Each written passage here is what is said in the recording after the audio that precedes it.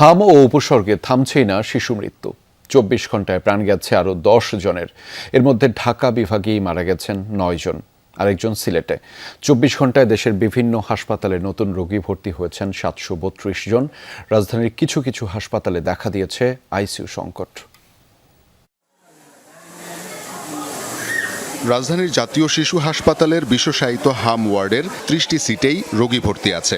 এদের কেউ কেউ চিকিৎসাধীন ২৪ দিনেরও বেশি, বাকিরা আছেন কমপক্ষে সপ্তাহখানেক। আইসিইউ এর ১৪টি সিটের ১৩টিতেই রোগী আছেন, বাকি একটিতে অক্সিজেন সরবরাহ না থাকায় ব্যবহার হচ্ছে না। তাই শিশু হাসপাতালে আসা নতুন রোগীদের রেফার করা হচ্ছে পাশের হাসপাতালে। যে উপসর্গটা হামের ওইটা বাচ্চার ছিল, এই জন্য ওনাকে হামে ভর্তি ট্রান্সফার করা হয়েছে, ওখান থেকে আইসিইউতে নেওয়া হয়েছে।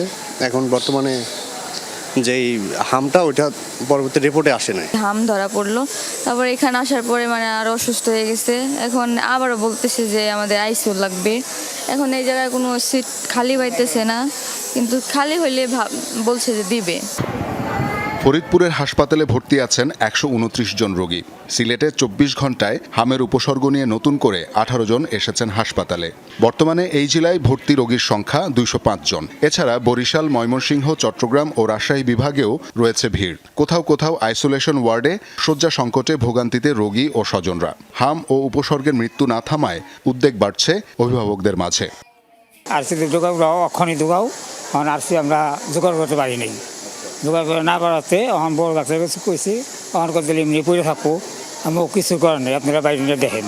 ৩টা রিপোর্ট খারাপ হয়েছে। একটা ব্লাডের কণিকা কম, আর 2টা হচ্ছে ব্লাডে জ্বর হইতে, নিউমোনিয়া হইতে ব্লাডে ইনফেকশন হয়ে গেছে, আর ফুডসাপ টেস্ট দিয়েছে, ফুডসাপ টেস্টে ইনফেকশন হয়ে গেছে। হাসপাতালে ভর্তি শিশুদের বেশিরভাগই শ্বাসকষ্ট ও ক্ষুধামন্দায় ভুগছে। উচ্চ জ্বর, সর্দি, কাশি, চোখ লাল ও পানি পড়া, মুখের ভেতর সাদা দাগ ও সারা শরীরে লালচে র্যাশ নিয়ে ভর্তি প্রায় সবাই। চিকিৎসকদের মতে অনেক ক্ষেত্রেই শরীরে র্যাশ আসার আগেই শিশুর অবস্থা গুরুতর হয়ে যাচ্ছে। হাম হয়েছে পরে আমরা দেরি করে না, এখানে আইসা ভর্তি হয়েছি। এখন আলহামদুলিল্লাহ ট্রিটমেন্টের পর আগে থেকে অনেকটা সুস্থ। র্যাশ উঠে একবার পুরো শরীর ভরে গেছে, তারপরে হসপিটালে নিয়ে আসছে। মার্চের শেষ দিক থেকে সারা দেশে বাড়ে হামের প্রকোপ। প্রতিদিনই আসছে মৃত্যুর খবর। তাই স্বাভাবিক হামের লক্ষণের পাশাপাশি খিঁচুনি সহ অন্যান্য উপসর্গ দেখা দিলেই দ্রুত হাসপাতালে যাওয়ার পরামর্শ দিয়েছেন চিকিৎসকরা। শওকত মঞ্জুর শান্ত, যমুনা নিউজ, ঢাকা।